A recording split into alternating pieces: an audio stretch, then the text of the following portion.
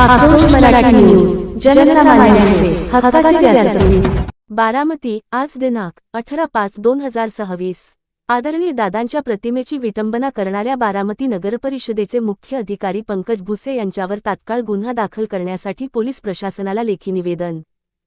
बारामतीकरांचे आणि आपल्या सर्वांचे श्रद्धास्थान आदरणीय दादा यांच्या प्रतिमेची बारामती नगरपरिषदेचे मुख्य अधिकारी पंकज भुसे यांनी अत्यंत अक्षम्य अशी विटंबना केल्याची धक्कादायक घटना समोर आली आहे।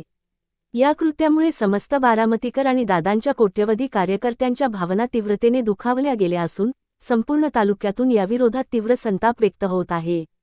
या गंभीर घटनेची दखल घेत आज रोजी कार्यकर्त्यांच्या आणि नागरिकांच्या वतीने बारामती पोलीस स्टेशनचे पोलीस निरीक्षक पी.आय. साहेब यांची भेट घेण्यात आली।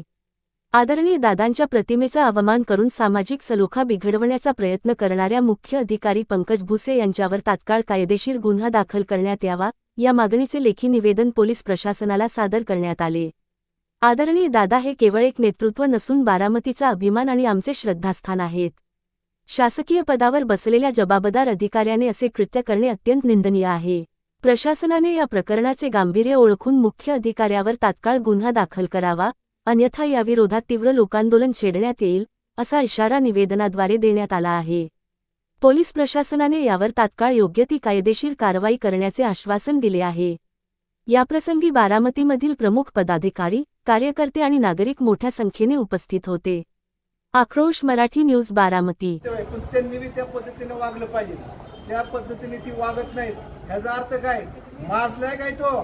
माजल्यावानी जर त्या भुसे साहेबांनी केलं तर त्याची चरबी उतरायची माझ्या हातात आहे का? स्वाभिमानी मलिदा गँग मधले आम्ही नाही, स्वाभिमानी आम्ही। पैसे घालून करणारे काम आहेत, पैसे खाऊन खाणारे काम नाही आम्ही।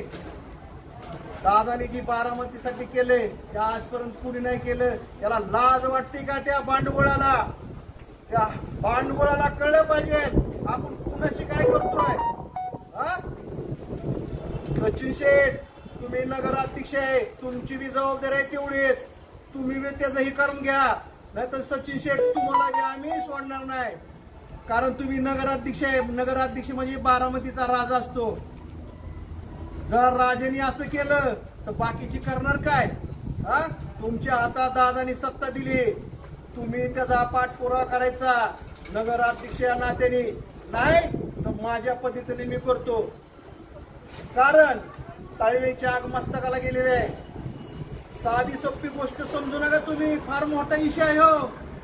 बारामती जर असं घडत असेल तर काय आमचे काय उपयोग आहे आमचा? मग त्याच्यावर कारवाई झाली पाहिजेलच, नाही झाली नगरपालिकेचं काही खरं नाही का? तर हा दादाचा विषय आहे, तो आमचा विषय आहे। दादासाठी काय पण